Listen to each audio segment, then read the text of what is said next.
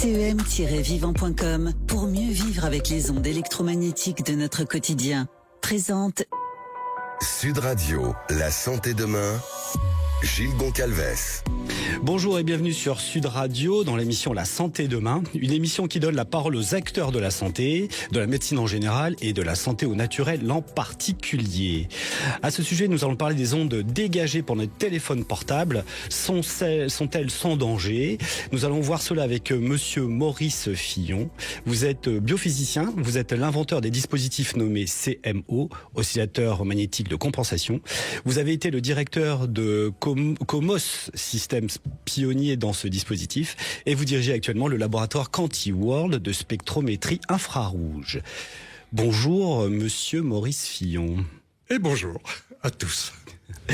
Donc il y a beaucoup de débats autour des effets plus ou moins dangereux du rayonnement des téléphones portables sur notre biologie. Pouvez-vous nous éclairer à ce sujet? Nous pouvons en parler. Pour démarrer, je pondérerai le mot dangereux. En fait, l'environnement électromagnétique a des effets biologiques qui sont maintenant connus, répertoriés et qui font l'objet de publications pratiquement une par jour. Donc, les effets de l'environnement sur les systèmes biologiques ne font l'ombre d'un doute pour personne. Et pour certaines personnes, ces effets biologiques sont effectivement toxiques. Pour d'autres, le sont un peu moins. Et puis pour les bienheureux, si je puis dire, ils font avec. Donc ça veut dire qu'on n'est pas égaux par rapport à l'environnement électromagnétique. Et ça veut dire aussi qu'il faut qu'on sorte de la tête que le rayonnement électromagnétique vient de l'augmentation de température qui serait liée à ces rayonnements. C'est pas tout à fait juste. Et je vous propose qu'on précise ça. D'accord, mais il est quand même indéniable que beaucoup de personnes se plaignent d'être électrosensibles. Exact. Et on dit maintenant qu'il y aurait grosso modo 10% de la population plus ou moins électrosensible, c'est-à-dire qui ne supportent pas l'environnement électromagnétique. Donc ces personnes-là, évidemment, sont les marqueurs de l'effet de l'environnement électromagnétique. Mais on doit savoir que la normalisation par les institutions traite des fréquences porteuses, qui sont des hautes fréquences, alors que aujourd'hui on sait bien que ce qui est essentiellement bioactif dans la relation avec l'environnement, ce sont les fréquences dites ELF, c'est-à-dire qui sont des fréquences beaucoup moins rapide que celle des porteuses. Et pendant l'espace des 30 années que j'ai consacrées au sujet avec mes amis et mon laboratoire, nous avons pu montrer effectivement que ce sont les ELF qui sont à l'origine des troubles qu'on observe en biologie. Est-ce que ces ELF sont liés à nos téléphones portables ? Entre autres. Parce que c'est ce qui nous intéresse, puisque nous avons cet objet constamment sur nous, qu'il soit à l'intérieur de notre veste, sur la poche extérieure de notre pantalon. Donc nous sommes en contact permanent avec le téléphone portable. Alors le téléphone portable, c'est deux types d'ondes. Les porteuses, qui sont un peu comme le fil qui vous relie à l'antenne, et ce sont des hautes fréquences, pour pas dire des micro-ondes. Entre l'antenne et le téléphone. Entre l'antenne et le téléphone. Et aujourd'hui, avec la 5G, c'est particulièrement comme un faisceau qui relie l'antenne et le téléphone. Donc, on a des connexions extrêmement précises entre chaque téléphone et chaque antenne. Et ça, c'est la porteuse. Bon. Est-ce que cette porteuse, pour commencer, est compliquée pour la biologie humaine ? Alors, la porteuse pourrait devenir toxique si elle dépassait les seuils où ces micro-ondes augmentent la température. Parce qu'on a parlé de Edge il y a quelques années, de 3G, puis de 4G, puis aujourd'hui de 5G. Qu'en est-il de ces fréquences ? Alors ces fréquences donc, sont toutes de l'ordre du micro-ondes, dans tous les cas. Alors pour la 5G, ce sont des multiples important des premières de Edge ou de la 2G ou de la 3G, mais on est dans le même concept, c'est-à-dire que la porteuse est une micro-onde qui va être modulée en ELF, et c'est la modulation qui va rendre intelligibles les signaux qu'on a donnés à l'appareil. Évidemment, mais puisque la ELF, semblerait-il, est un impact sur la biologie, est-ce que le fait que ces fréquences 5G transformées en ELF ait un impact donc sur notre biologie au final? Alors ça se traduit en facteur de stress, chronique. Voilà. Donc il y a une implication dans la cellule. Évidemment que le stress chronique, on le gère différemment selon l'état de santé dans lequel on se trouve soi-même. Absolument. Mais malheureusement, la vie contemporaine génère des sources de stress nombreux, multiples, et celui qui est permanent et qu'il convient de gérer, c'est bien le stress électromagnétique, car là, on ne peut pas y échapper. Absolument. Bon. Et ce stress, il a été décrit comme, je vais faire simple, comme étant un facteur qui remplit un peu, comme on dirait, la poubelle de l'organisme. Et quand on remplit, s'il y a un orifice qui permet de vider, bon, on se porte à peu près bien. Mais si ça se remplit plus vite que l'orifice ne permet à la fin, le stress chronique se traduit par des désordres biologiques. Absolument, il y a des questions d'oxydation, il y a des questions de terrain de l'individu. On est tous très très différents en rapport avec le stress. Donc la première idée, c'est d'avoir indiqué depuis l'antenne 5G jusqu'à nos téléphones ce qui se passe, mais après depuis notre téléphone vers nous, que se passe-t-il ? C'était dans les années 90. Il vous échappe pas que je fais partie des seniors, et donc à cette époque-là, j'étais déjà sur le terrain, si je puis dire. Oui, j'imagine. Bon, et en 90, on mettait déjà l'accent sur le rôle central. Alors on dit dans notre jargon ubiquitaire, mais c'est ça, c'est le rôle central de l'environnement électromagnétique sur l'ion calcium, qui fait fonctionner de multiples activités biologiques. Donc oui, l'ion calcium est un des repères qui nous permet d'expliquer le stress chronique électromagnétique. Donc là, vous parlez bien du rayonnement depuis le portable vers l'individu qui interfère sur la biologie à travers la perturbation du calcium. Alors, oui, nous parlons bien de cela. Nous sommes avec les organismes vivants, bien sûr, avec des systèmes. Et un système, quand vous le prenez par un bout, pratiquement, il réagit de la même façon que quand vous le prenez par l'autre bout. Évidemment. OK ? Dans ce système, dépendant du calcium et donc des concentrations intra- et extracellulaires du calcium, dans ce système, après, il y a toutes les conséquences de ce qui est lié au fait qu'on touche au système. Absolument. Alors, ça sera des conséquences hormonales, ça sera des conséquences immunitaires, ça peut être des conséquences neuropsychiques, fatigue, on n'est pas bien, enfin, on peut en reparler, mais tout ça, en fait, c'est interdépendant, puisque quand on touche à une partie du système, on touche à l'ensemble du système. Exactement, merci pour ces explications, on se retrouve tout de suite, mais pour l'heure, nous retrouvons la chronique du docteur Jean-Christophe Charrier, expert en phytothérapie clinique. Bonjour Jean-Christophe. Bonjour Gilles, comment allez-vous? Ça va très bien, et vous-même? Parfait, au milieu de bonnes ondes. Exactement. Nous avons la question d'une auditrice, Noémie, 42 ans, qui habite dans les Yvelines et qui souffre de cystite chronique. Quelles seraient les plantes indiquées pour aider au traitement, évidemment en dehors de sa consultation chez un médecin ou un thérapeute compétent? Tout à fait. Les cystites sont des inflammations de la vessie qui peuvent être liées à des bactéries, mais qui peuvent être liées également simplement à des irritations locales. Oui. Et qui témoignent d'un état congestif du petit bassin. Souvent, il y a, du fait de cette congestion, il y a une infection qui peut s'installer soit par voie externe et favorisée par les rapports sexuels, par exemple. Alors, si je me permets, si j'ai compris, ça commence d'abord par une congestion et ensuite par une inflammation. Et l'inflammation vient effectivement sur le lit que lui a créé la congestion. Ah, voilà, c'est ça. Ouais. Et cette inflammation peut nourrir l'installation d'un germe ou pas. Il y a des cystites qui sont sans germe et qui sont... Donc il faut toujours faire une analyse des urines pour s'assurer qu'il y ait une bactérie présente ou pas. Évidemment. Voilà. La plus commune, c'est l'Escherichia coli, qui est une bactérie qui représente plus de 60% des bactéries du tube digestif, qui viennent coloniser la vessie, soit par voie externe, parce que c'est comme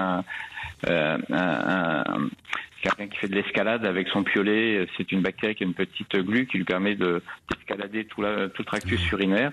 Ou alors ça passe par les petits vaisseaux qui irriguent à la fois le côlon et la vessie. C'est parfait. Donc, quelles seraient les plantes indiquées pour aider à traiter? Alors, une plante majeure qu'on peut conseiller pour quasiment tout le monde, c'est l'aubier de tilleul. D'accord. Voilà, qui est donc la jeune écorce, c'est le bois tendre qui est juste sous l'écorce, qui est le bois de l'année. Et ce bois-là est très riche en principes actifs qui a une action multiple. La première, dans ce qui nous intéresse sur les cystites chroniques, c'est l'effet qu'on appelait autrefois balsamique, c'est-à-dire adoucissant des muqueuses. Cet effet-là limite l'inflammation de cette muqueuse et limite surtout que l'Escherichia coli puisse coller sa glu dessus et s'installer fixement sur cette muqueuse. Donc par ce simple phénomène, déjà l'aubier de tilleul a un effet très protecteur sur l'arbre urinaire. C'est parfait. Vous auriez une deuxième plante à nous conseiller? Alors la deuxième plante, ça va être la bruyère par exemple. Donc la bruyère qui est une plante majeure pour toutes les infections chroniques de l'arbre urinaire, que ce soit aussi au niveau des reins qu'au niveau de la vessie. C'est une plante qui va limiter également l'inflammation de toute cette muqueuse, qui va améliorer l'évacuation des urines et limiter la constitution de calculs, parce que parfois ces inflammations chroniques peuvent favoriser une cristallisation de l'urée et donc faire des calculs qui peuvent amener à une pyélonéphrite, qui est une complication de l'infection urinaire. Donc la bruyère nous protège beaucoup de cette problématique-là. Aussi, cher Jean-Christophe, quelle serait la posologie? Comment est-ce qu'on prend ces plantes? Alors le mieux pour les problématiques urinaires, c'est de les prendre sous forme d'infusion ou de décoction. L'aubier de tilleul étant du bois, il faut faire une décoction qui est un peu longue. Donc c'est-à-dire que la décoction, on va mettre la plante dans l'eau froide, on va la mettre sur le feu et on va porter ébullition pendant 5 minutes. D'accord. Et puis on va laisser infuser encore 10 minutes. Ça c'est pour l'aubier de tilleul. Pour la bruyère, c'est beaucoup plus simple parce que c'est de la matière sèche assez souple. Donc il suffit simplement de mettre l'équivalent d'une cuillère à soupe pour 1 litre d'eau chaude et on laisse infuser tout cela pendant 12 minutes. On filtre et on boit ça tout au long de la journée. Merci docteur Jean-Christophe Charrier. Évidemment, il y aurait d'autres plantes à commenter. Je sais que certains utilisent la canneberge. On en parlera peut-être une autre fois. Là, ce sont les plantes majeures au point de vue et au regard de la phytothérapie clinique. On se retrouve, cher docteur Jean-Christophe Charrier, dimanche prochain à 15h30 pour d'autres explications. CEM-vivant.com pour mieux vivre avec les ondes électromagnétiques de notre quotidien. Présente Sud Radio, la santé demain, Gilles Goncalves. De retour avec Maurice Fillon-Robin dans une passionnante conversation concernant les ondes de nos téléphones portables par exemple. J'aimerais aborder ce qu'il en est au sujet de la Wi-Fi. On a tous une box chez nous. Si vous habitez en appartement, vous êtes bombardé par les box des voisins également. Donc nous sommes en train de baigner en permanence dans ce champ Wi-Fi. Alors la Wi-Fi est à une fréquence généralement de 2,5 GHz ou également à 5 GHz. C'est-à-dire que la porteuse est du même ordre que les porteuses des téléphones portables. Alors cette Wi-Fi, d'abord, premier conseil, si possible la nuit, au moins l'éteindre. C'est ça. Voilà. Deuxième conseil avec la Wi-Fi, c'est utiliser cette technologie sur laquelle je suis jugé parti, évidemment, mais c'est une technologie sur laquelle nous avons travaillé, qui est la possibilité de dire à l'organisme n'écoute pas ces fréquences-là, elles ne te concernent pas. Nous avons cette chance d'avoir découvert une technologie qui, par ses effets vibratoires, vient compenser la relation de l'environnement et des organismes biologiques, en faisant comme si, pour l'organisme, finalement, l'organisme était délivré de cette pollution électromagnétique. c'est fabuleux, c'est extraordinaire. Et c'était le travail des grands scientifiques en 90 qui travaillaient sur l'eau, qui nous ont inspirés. D'accord. Et je pense en particulier au professeur Benveniste, bien connu. Oui, absolument. Donc, du coup, vous décrivez la possibilité de contrer ces champs Wi-Fi comme s'il y avait la possibilité de mettre un bouclier entre nous et ces champs. Oui. L'idée d'avoir un bouclier me gêne un peu. En fait, le bouclier, ça veut dire qu'on arrêterait les ondes et que donc l'organisme s'en porterait mieux. La réalité, c'est que quand on utilise des filtres à ondes, et c'est ce qu'a fait le professeur Bastide à Montpellier, on se rend compte que... Madeleine Bastide, c'est ça? Le professeur Bastide était... professeur d'immunologie à l'université de Montpellier. Professeur d'immunologie à la faculté de Montpellier. Elle a mis en évidence que lorsque on filtrait les micro-ondes, c'est-à-dire les porteuses, et qu'on laissait les modulations, qu'on ne peut pas filtrer parce que ce sont des fréquences extrêmement longues. Et donc, quand on faisait ça, eh bien, finalement, l'effet biologique augmentait. D'accord. Et la mortalité des œufs qu'on exposait au téléphone augmentait également. Donc, ça veut dire on ne doit pas rester centré sur la porteuse du Wi-Fi ou du téléphone, mais bien prendre en compte le fait que la modulation, que ça soit du Wi-Fi ou que ça soit du téléphone, elle est celle qui est bioactive.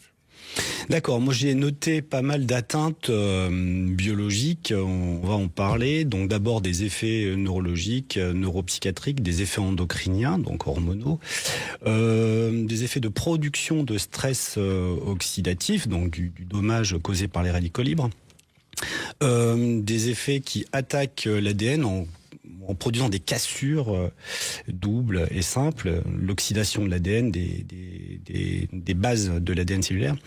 J'ai aussi noté des problèmes de diminution de fertilité. Donc ça, c'est extrêmement intéressant. La fertilité masculine, on en parle assez régulièrement dans les médias. Fertilité masculine qui est entamée, fertilité féminine également qui est entamée.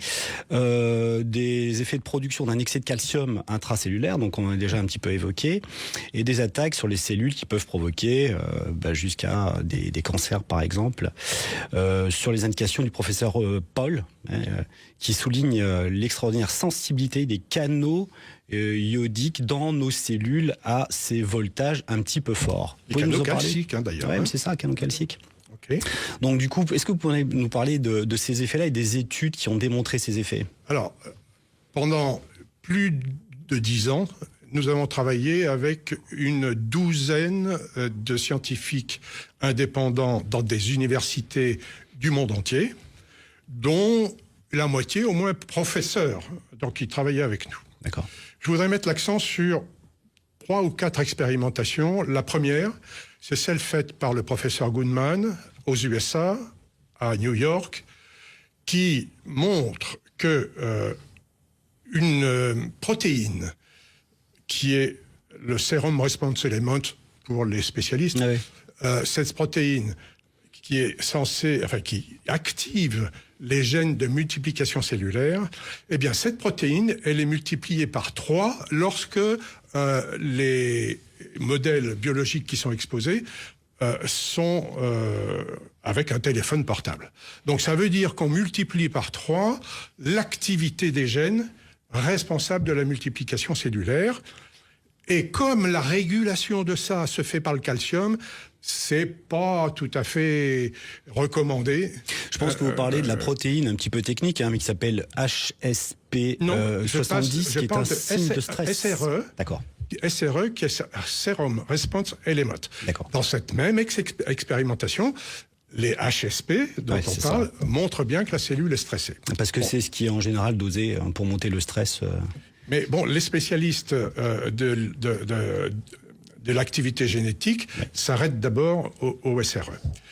Deuxième expérimentation, c'est une expérimentation faite en Angleterre avec le professeur Clemens Croom, qui en double aveugle, c'est-à-dire que les gens ne savent pas s'ils sont équipés de la protection CMO ou pas. D'accord. Donc, en double aveugle, analyse tout ce qui est signe clinique de stress des personnes qui travaillent sur écran, d'une part, et des personnes qui utilisent des téléphones, d'autre part. Eh bien, donc, l'ensemble de l'expérimentation porte sur 900 personnes. C'est ce qu'on appelle une étude épidémiologique. Okay ? Sur ces 900 personnes, on peut dire que 33% des facteurs enregistrés de stress disparaissent quand on élimine la source de ce stress, qui est le champ électromagnétique. Grâce à certains dispositifs. Voilà. Et alors, il y a une troisième expérimentation sur laquelle je voudrais aussi m'arrêter. C'est celle qui regarde ce qui se passe au niveau, là c'est chez les souris, au niveau de l'hippocampe, qui est la glande qui gère la mémoire à court terme. Hein. Et cette glande, elle est dans le cerveau responsable aussi, quand elle fonctionne mal, des symptômes d'Alzheimer. Oui, bien sûr. Voilà. On peut vous dire, après expérimentation exploratoire sur le sujet, que le renouvellement des cellules de l'hippocampe est réduit de 25% par rapport au contrôle, par rapport aux gens qui ne sont pas soumis à ces champs. Donc voilà 3 expérimentations qui nous disent que ça serait peut-être quand même utile de prendre cette source de stress électromagnétique au sérieux et, si possible, de s'en protéger. Absolument. Donc, est-ce que ce dont vous avez pris conscience à travers tout ce que vous évoquez vous a emmené à créer des dispositifs de protection? Et là, nous allons attaquer quels sont ces dispositifs de protection. Alors, c'est une technologie innovante depuis déjà 30 ans. Elle est toujours innovante aujourd'hui. C'est-à-dire qu'elle utilise les propriétés des solutions aqueuses, salines, qui consistent à enregistrer l'information qu'on lui donne, et ça on le fait avec une technique qui utilise des sons, qui sont des sons compensatoires, et une fois que ces solutions ont mémorisé en fréquence ces informations, elles sont capables de les restituer, et c'est ce qui explique, alors physiquement on sait l'expliquer, on ne va pas le faire ici, mais il y a de la physique quantique. Il y a des dossiers là-dessus. Voilà, il y a des dossiers scientifiques multiples. Des études. Et donc, cette solution qui est à l'intérieur des dispositifs de protection, elle permet de communiquer avec l'organisme et de lui dire « T'inquiète pas ». N'écoute pas. Ces solutions, est-ce que, pour être pragmatique, est-ce que ce sont des objets? Est-ce que c'est gros, petit? Est-ce que ça s'embarque sur toi? Comment ça fonctionne? Alors bon, pour un appartement ou une maison, elle se présente avec un objet qui ressemble à une sorte de cône, de pyramide qu'on pose sur une étagère et qui permet de rayonner dans la maison précisément ces messages de compensation. Sur le téléphone, c'est une petite pastille qui se met sur le téléphone. À l'intérieur de cette pastille, il y a quelques gouttes de cette solution qui rayonnent et qui permettent à l'organisme de ne plus réagir à l'environnement électromagnétique. Donc ça a été miniaturisé, c'est ça? Pardon? Ça a été miniaturisé. Bien sûr. Puisque vous parlez d'une pyramide qui représente quel volume? La taille d'une box Wi-Fi ou... Pour ce qui est du téléphone, ça ressemble à une pièce de 2 €. Oui, d'accord. Voilà. Pour ce qui est de la maison, de l'ensemble de la maison, c'est un cône qui fait 5 cm de haut sur 5 cm de diamètre. C'est parfait. Voilà, ça s'appelle le CMO, mais j'ai été moi-même entouré de scientifiques de très haut niveau, toujours encore étonné et surpris sur les propriétés de cette technologie. Et bien sûr, mais tout ça est extrêmement bien documenté. Merci beaucoup Maurice Fillon-Robin pour ces éclaircissements fondamentaux. On peut vous retrouver, je vous rappelle, sur votre site cosmosystems.com, mais surtout comosystems.com, pardon, et surtout sur cem-vivant.com. Quant à nous, chers auditeurs, rendez-vous dimanche prochain à 15h30. En attendant, restez en forme. Sud Radio, la santé demain, Gilles Goncalves. Vous a été présenté par cem-vivant.com pour mieux vivre avec les ondes électromagnétiques de notre quotidien.